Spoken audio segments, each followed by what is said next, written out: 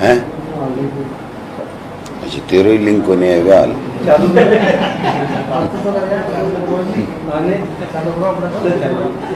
चालू हो दो और आ जाए पूछ ले कटे से रहेगा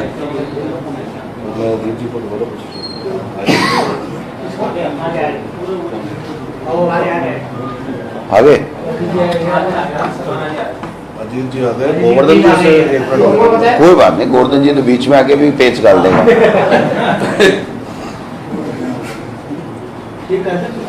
एक और पूछ तो ले। मैं बस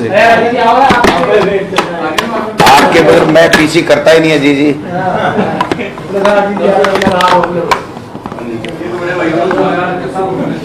चालू करें भाई।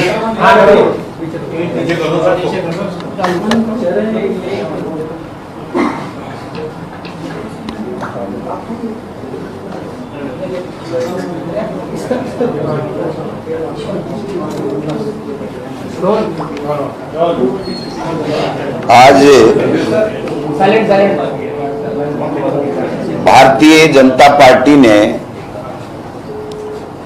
भ्रष्टाचार के विरुद्ध में सचिवालय के घेराव का कार्यक्रम रखा था और तकरीबन 20,000 से अधिक लोगों को बुलाया गया था और इससे भी कहीं अधिक आने का उन्होंने ऐलान किया था। आज जब ये कार्यक्रम हुआ इनका भाजपा का, तो ऊपर से ऊपर 1500 लोगों से ज्यादा इनके पास में भीड़ नहीं जुट पाई और जो मंच के ऊपर मौजूद थे, जो उपस्थित हुए, जिन्होंने अपनी बात रखी, उनमें से एक भी व्यक्ति ने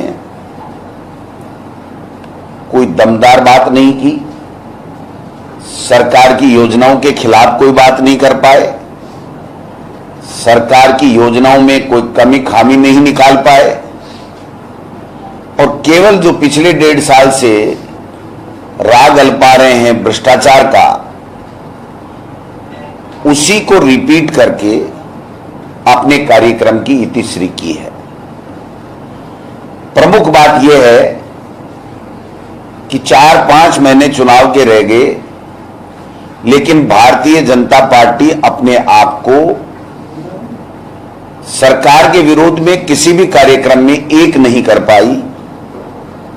जो इनका प्रमुख चेहरा है भाजपा का, जो पूर्व मुख्यमंत्री है वसुंधरा राजे जी और पूर्व प्रदेशाध्यक्ष जो उपनेता भी हैं सतीश पूनिया जी, उनका इस कार्यक्रम से दूरी बनाना यह प्रमाणित करता है, यह साबित करता है कि इनके केवल मतभेद नहीं है बल्कि इनके मनभेद हैं। जितने भी वक्ता बोले उसमें एक भी नेता ओबीसी का नहीं था। ओबीसी का राग अल्पाने वाले, ओबीसी की राजनीति करने की बात करने वाले, विश्व को अपने आप की सबसे बड़ी पार्टी बताने वाले, जो 50% से ऊपर ओबीसी है, उनके प्रतिनिधि के तौर के ऊपर एक भी वक्ता वहां पर नहीं था और न वहां पर बोला गया।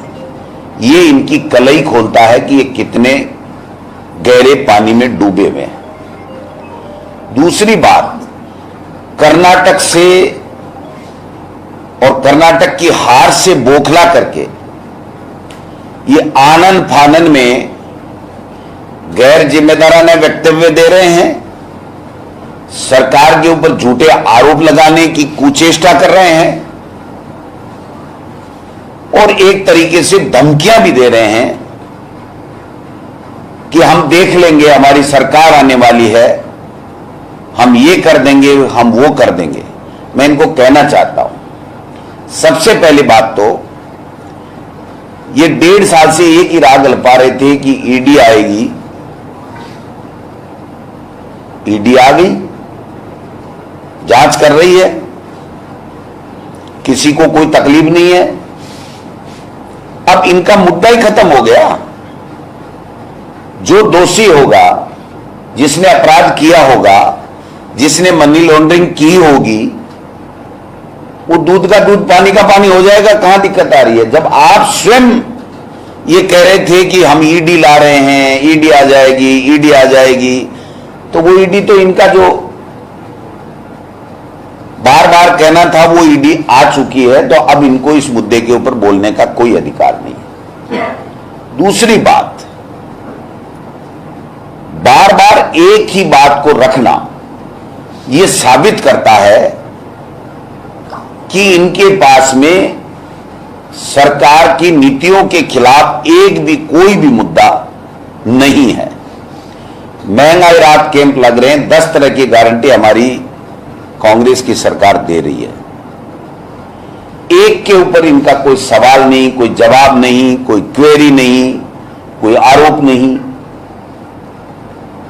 सरकार ने 5 बजट पेश किए, एक बजट के ऊपर इनकी कोई तीखी प्रतिक्रिया नहीं, कोई बजट में कमी नहीं।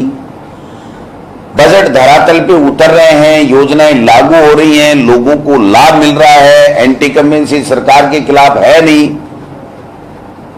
अब इनको चिंता और भय सताने लग गया कि अब चुनाव आ गए, हम किस मुद्दे के ऊपर चुनाव लड़ेंगे, हमारे पास में मुद्दा नहीं है और भारतीय जनता पार्टी के नेता एकजुट नहीं है।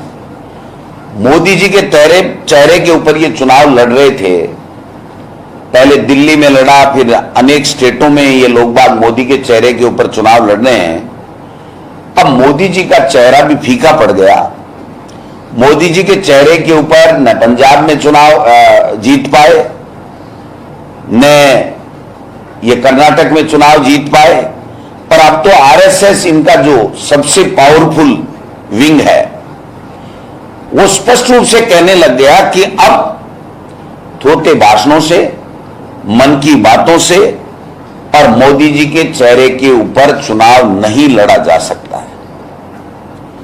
और ये केवल परसेप्शन बनाने का काम कर रहे हैं कि हम राजस्थान में एक ऐसा वातावरण बना दें कि भारतीय जनता पार्टी के लोग सब एक साथ कहने लग जाएं कि राजस्थान में कांग्रेस की सरकार में भ्रष्टाचार हुआ है और इसलिए हमको वोट दे दो, कांग्रेस को वोट मत दो।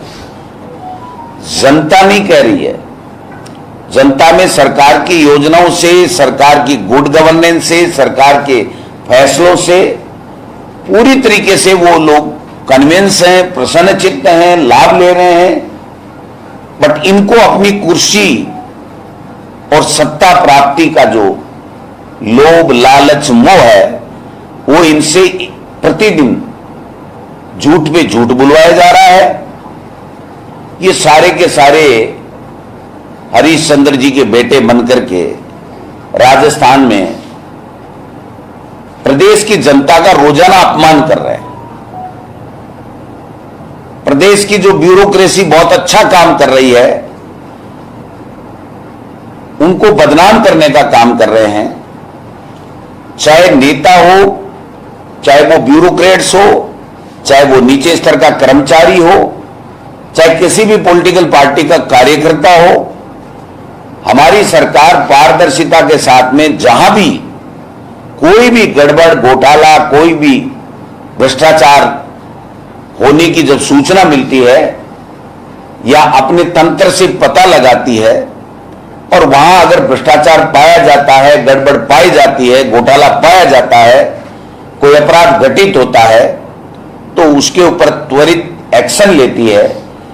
और उसी के कारण से आप देख लीजिए कि सचिवालय में किसी व्यक्ति विशेष ने, किसी लोक सेवक ने बेईमानी की, अपराध किया, चोरी की, उसको आप सब लोगों को बुला करके डीजी और सीएस की मौजूदगी में प्रेस कॉन्फ्रेंस करके ये बताया गया कि यहां पर ये पैसा मिला है और ये हम लोग एसीडी में दे रहे हैं और उसकी जांच करा रहे हैं। जब पेपर लीक में आरपीएससी में एक सदस्य की संलिप्तता पाई गई इन्वेस्टिगेशन में, तो उसके खिलाफ भी कार्रवाई की गई, उसको गिरफ्तार किया गया, उसके यहां से बरामदगी की गई।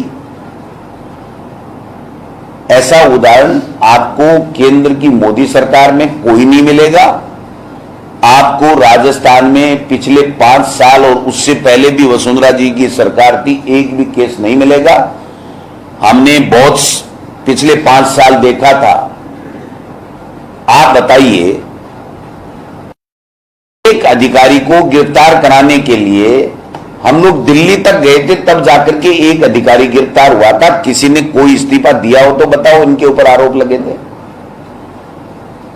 और जो माइनिंग घोटाला था उसमें आप बताइए, अगर वो सही होते तो वो माइनिंग एंड अरेस्ट क्यों होती? इससे यह साबित होता है कि जो पिछले 5 साल में जो गड़बड़ियां हुई, जो घोटाले हुए, जो भ्रष्टाचार हुआ, कहीं न कहीं भारतीय जनता पार्टी के आज के वर्तमान के नेता प्रत्यक्ष अप्रत्यक्ष रूप से उन अपने ही नेताओं की तरफ अंगुली उठा करके साजिशन, उनको पॉलिटिकली टारगेट करके उनके मुद्दे उठा करके और अपने आप को अग्रिम पंक्ति में स्थापित करने का प्रयास कर रहे हैं। उनको मुबारक हो।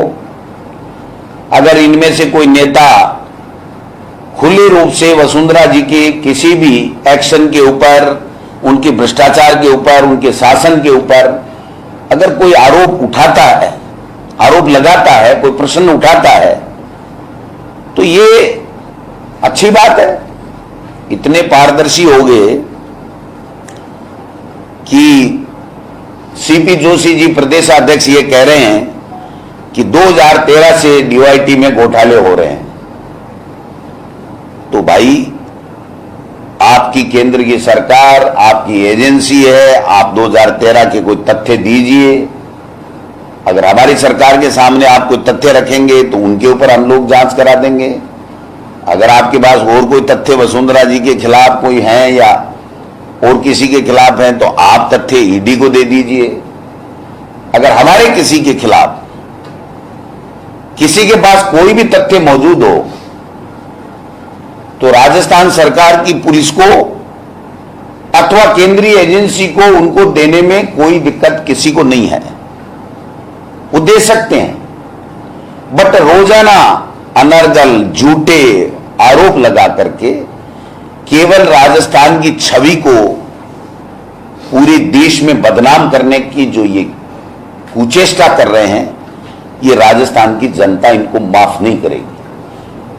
आज जब राजेंद्र जी राठौड़, जो अपने आप को स्वयं मुख्यमंत्री घोषित कर रहे हैं, विभिन्न मीटिंगों में अपने लोगों में, भाजपा के नेता और कार्यकर्ताओं में, जब वो स्पीच दे रहे थे तो 500 लोग भी उनकी मीटिंग में नहीं थे। सारी की सारी कुर्सियां खाली पड़ी थी और वो कार्यकर्ताओं को कसम खिला रहे थे, सौगंध खिला रहे थे।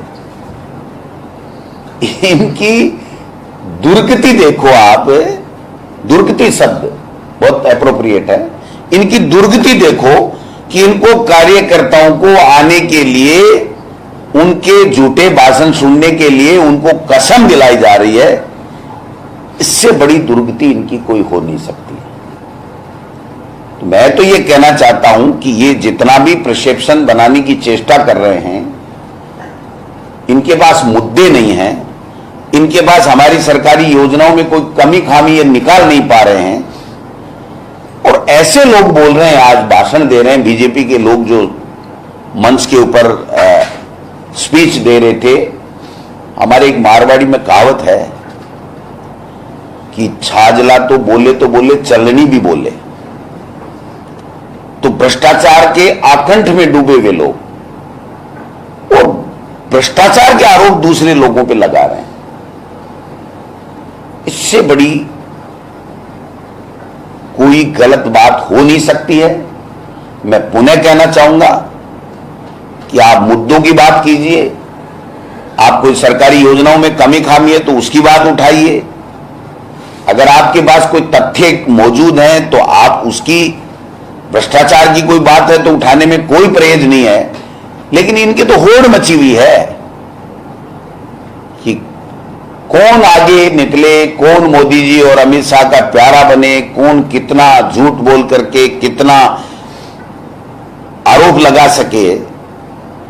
ज्ञान देव आहूजा जैसे नेता तो इनकी पार्टी के मुखिया हैं, जिनसे भाषण दिलाया जाता है, जिन्होंने सन 1947 में जब देश आजाद हो रहा था और हमारे देश के लोग आजादी के लिए संघर्ष कर रहे थे, शहीद हो रहे थे, उस आजादी के संघर्ष में शहीद हुए वे शहीदों के ऊपर भी उन्होंने प्रश्नवाचक लगाया है।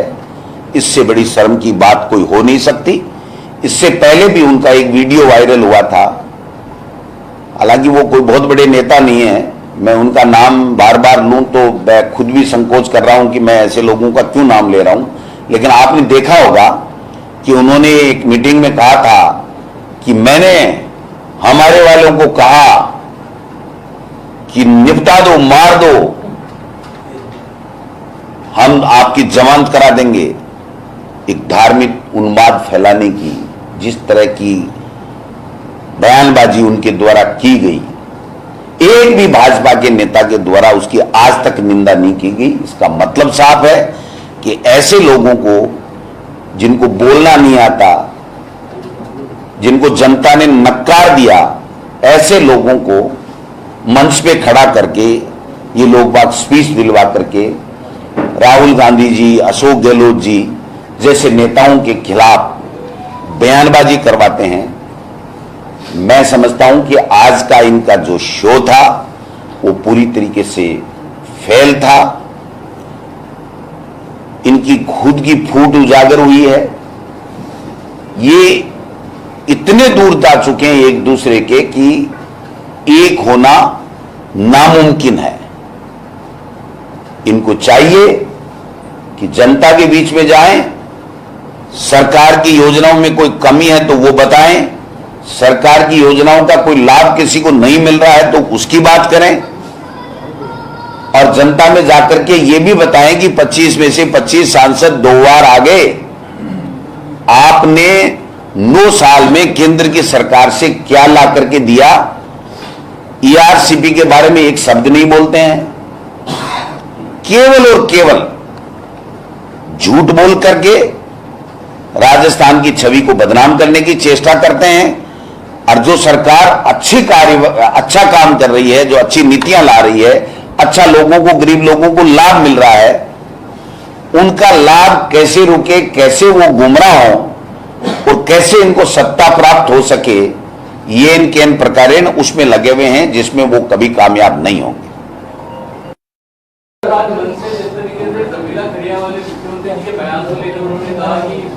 मामले में तो गृह मंत्री यही है, तो इन्हीं को कार्रवाई करनी चाहिए अगर ये पैसा है कि नहीं पैसा है। क्या सर, रवीला खड़िया को लेकर प्राप्त कल मुख्यमंत्री जी थे तो उन्होंने कहा कि इनके पास पैसा इन लोगों की डिग्गी में रख दिया था, इन्होंने स्वीकार नहीं किया। उस बात पर आज वहाँ बीजेपी के नेताओं ने कहा कि अगर मुख्यमंत्री को ऐसा पता था तो गृह मंत्री वही से वही कार्रवाई करते। देखिए, जो भी प्रकरण था उसकी विभिन्न धाराओं के अंदर एफआईआर लॉन्च हुई है, और उसके अंदर जो भी कार्रवाई होनी है उसके अंदर वो कार्रवाई होनी है। अलग से किसी तरीके की कोई एफआईआर इस बात की नहीं है। पहले से जो मुकदमे दर्ज हैं उसके अंदर जो भी कार्रवाई होगी वो सबके सामने आ जाएगी। जनमत के अनुसार भीड़ नहीं जुटी, इसको लेकर भाजपा के तमाम नेताओं ने कहा कि भीड़ नहीं, अब तो वोट जुट जाएंगे भाजपा के। वोट तो आदमी तो डालते हैं भाई।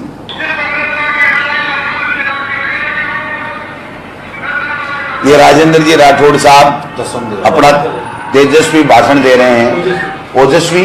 ओजस्वी तो नहीं कह सकता मैं, तेजस्वी भाषण है। ओजस्वी तो वो होता है जिसमें ओज होता है, इनके भाषण में कभी ओज होता ही नहीं, घिसा पिटा भाषण होता है, आरोप लगाते रहते हैं। ये हालात है। सारी की सारी कुर्सियां खाली पड़ी भाई, ऐसा तो नहीं है, ये फ्लॉप हो गया इनका। ऐसा तो नहीं है, नए जो बीजेपी के अध्यक्ष हैं उनको निपटाने का काम हो गया। वो तो रोज ही करते हैं, आज नहीं क्या चीज आप बताइए। जब सतीश पूनिया जी अध्यक्ष थे तो एक दिन भी ऐसा नहीं गुजरा भाई साहब कि उपनेता, जो कि कोई पोस्ट नहीं होती है, कोई संवैधानिक पोस्ट नहीं है, बट उनके स्पीच के ऊपर, उसके कमेंट के ऊपर कमेंट डालते थे और हर अखबार में उनके साथ वो छपते थे। अब बेचारे सीपी जोशी छप ही नहीं रहे, राजेंद्र जी राठौड़ी छप रहे हैं। तो ये तो इनकी अंदरूनी मैं बता चुका, अब ज्यादा क्या खुलासा करोगे? कुछ होता तो खुलासा करता, कुछ है ही नहीं इनमें। इनमें तो इतने आपस के झगड़े हैं, इतने फ्रैक्शन हैं, इतने इनके मनभेद हैं कि ये कभी दूर हो ही नहीं सकते। सर, कई कांग्रेसी नेता, सुभाष मेहरिया या कई ऐसे नेता कांग्रेस में नदारत रहे 4 साढ़े 4 साल, अब वो बीजेपी में जा रहे हैं। वो कह रहे हैं कि साहब हमें चुनाव भी जीतेंगे, बीजेपी मजबूत भी हो जाएगी, बीजेपी कार्यालय में जश्न मनाया जाता है, पार्टी ज्वाइन कर रहे हैं कई लोग। वो तो देखो, इनका हमेशा से ही है कि जिनके ऊपर ये खुद भ्रष्टाचार के आरोप लगाते हैं और जब इनको जरूरत होती है तो चाहे वो कांग्रेस का हो, चाहे बसपा का हो, चाहे इनकी पार्टी का निकाला हुआ हो, चाहे छोड़ा हुआ हो, उन सबको वापस लेकर के कहते हैं कि इनसे बड़ा कोई ईमानदार इस देश पे नहीं है, और वो बिल्कुल पाक साफ हो गया और ईमानदार हो गया। ये तो इनकी शुरू से थ्योरी रही है। जिन हमारे कांग्रेस के में रहते हुए नेताओं के ऊपर, जिन लोगों के ऊपर आरोप लगाया करते थे और बड़े बड़े आरोप लगाया करते थे, संगीन आरोप लगाया करते थे, जब से उनकी पार्टी में शिफ्ट हुए हैं तब से वो बिल्कुल हरीशचंद्र जी बन गए, सारे ईमानदार हो गए, एक भी उनमें से बेईमान नहीं है। तो ये तो भाजपा की नई वो जो है वो पॉलिसी है जी। हाँ, तो जाना चाहिए ना। पहली बात तो देखिए, ईडी अपराधियों तक जाए, इसमें किसी को कोई दिक्कत नहीं है। नाथी के बाड़े का जो वो उपयोग कर रहे हैं, ये एक ब्राह्मण महिला जो समाज सेवी थी, बाल विधवा हो गई थी, सबकी मदद करती थी, किसी से मदद के बदले कुछ भी नहीं लेती थी, ऐसी महिला थी नाथी बाई। और उसका बाड़ा मतलब उसका घर, उसका बार बार नाम लेकर के वो एक समाज सेवी विधवा ब्राह्मण महिला जिसने समाज की सेवा की, सब कुछ त्याग दिया, कोई लोभ लालच नहीं था, ऐसी महिला का जिसको हम सम्मान से नाम लेते हैं, उनका अपमान कर रहे हैं, इसके अलावा कुछ नहीं कर रहे हैं। और ये जुमलेबाजी मोदी जी हों, चाहे मोदी जी के बाद के ये नीचे वाले प्रोडक्ट हों उनकी पार्टी के, वो सब इसी तरीके की भाषा बोलते हैं, क्योंकि इनके पास में कोई कंटेंट नहीं होता है, इनके पास में कोई ठोस मुद्दा नहीं होता है, इसलिए वो इस तरीके की बातें कर करके और अपना रोचक बनाने की चेष्टा करते हैं स्पीच को। किरोड़ीलाल जी बड़े घोटाले को खुलासा करना चाह रहे हैं। वो कह रहे हैं कि जल जीवन मिशन हो, भले खान के घोटाले हो, मैं और भी घोटालों का। देखिए, किरोड़ीलाल जी तो एक अलग ही व्यक्तित्व के धनी हैं। जब बीजेपी में थे तो वसुंधरा जी से लड़कर के अलग हुए थे, फिर 5 साल जम करके हमारे साथ विपक्ष में थे और बीजेपी पे जम के आरोप लगाते थे। अगर किरोड़ीलाल मीणा जी का पिछले 5 साल का अगर भाषण उठा लिया जाए, विधानसभा में बोला हुआ स्पीच उठा लिया जाए, आरोप उठा लिए जाए, तो फिर उनको सोचने को मजबूर होना पड़ेगा कि मैं बीजेपी में क्यों हूं, ऐसी भ्रष्टाचारी पार्टी में जिसके खिलाफ मैंने कम से कम 250-300 आरोप लगाए थे, घोटालों के आरोप लगाए थे, फिर भी वो बीजेपी में बने हुए हैं। तो ये उनका कोई अलग व्यक्तित्व होगा, मैं इस पे ज्यादा नहीं जाना चाहता, बट उनकी आदत है ये। कि सरकार रिपीट नहीं डिलीट होगी और कांग्रेस का एक विधायक बताओ और 1 लाख रुपए पाओ, ऐसी जयपुर में तो स्थिति होगी ना भाई। 20,000 से ऊपर बुलाए, 1000-1200 आए, वो भी उनका भाषण सुनने को तैयार नहीं, ठंडा कोको कोला पी रहे थे साइडों में।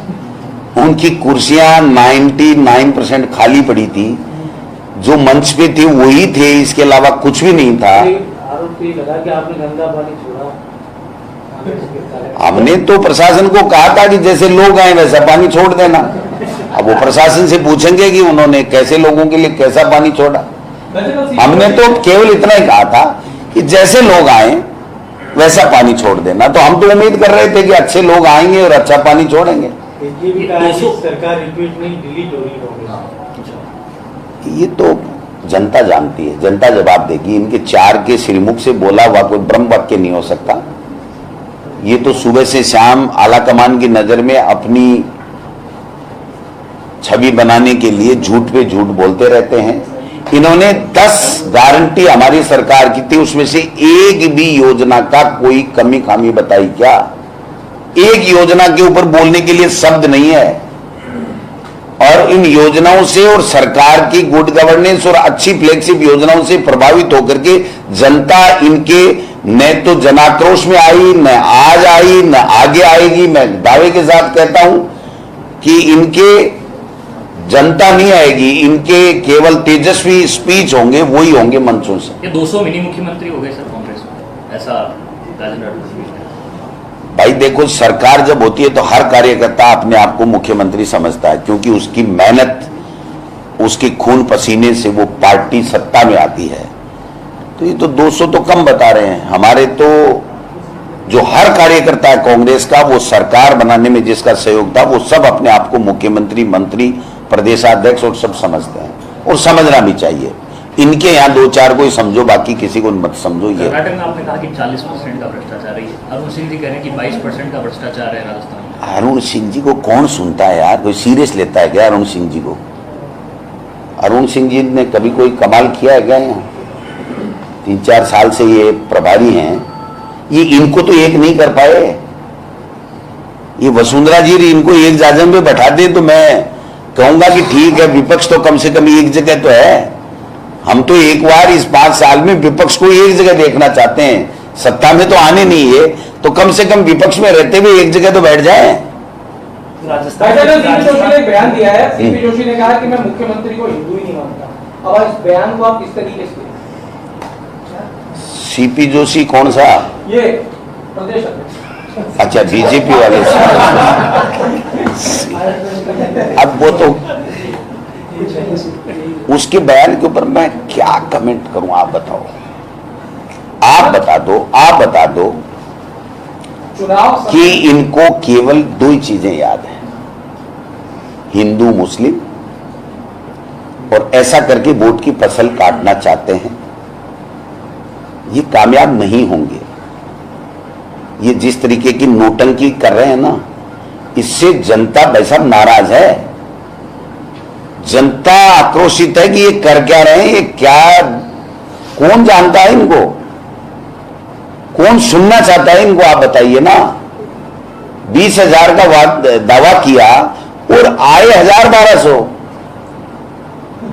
तो आप देखिए ले इनकी क्या हालत है, कितनी पतली हालत है इनकी। तो ये तो इस तरीके के ही उजूल बुजूल बयानबाजी करेंगे और छपने के लिए करते हैं बेचारे। कोई न कोई तो कुछ न कुछ तो उल्टा सीधा बोलेगा, तभी तो छपेगा। नहीं तो भाषण में तो उनमें तर्क होता नहीं है, दम होता नहीं है, भाषण जानते भी नहीं। सीपी जोशी जी का कोई भाषण नहीं होता है।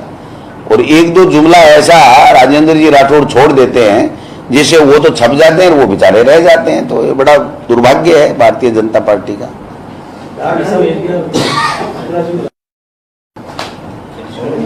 अब भाई कहाँ भेजेंगे यही जाने। आपने कहा कि भाजपा की प्रदेश प्रभारी ने सबको एक जाजम पर बैठाने का काम नहीं कर पाए। क्या राजस्थान के प्रदेश प्रभारी ने सब एक हैं, सब एक हैं। देखा नहीं आपने दिल्ली में? फोटो नहीं देखी आपने? दोबारा वीडियो भेज दूंगा मैं। सब एक है। थैंक यू, नमस्कार।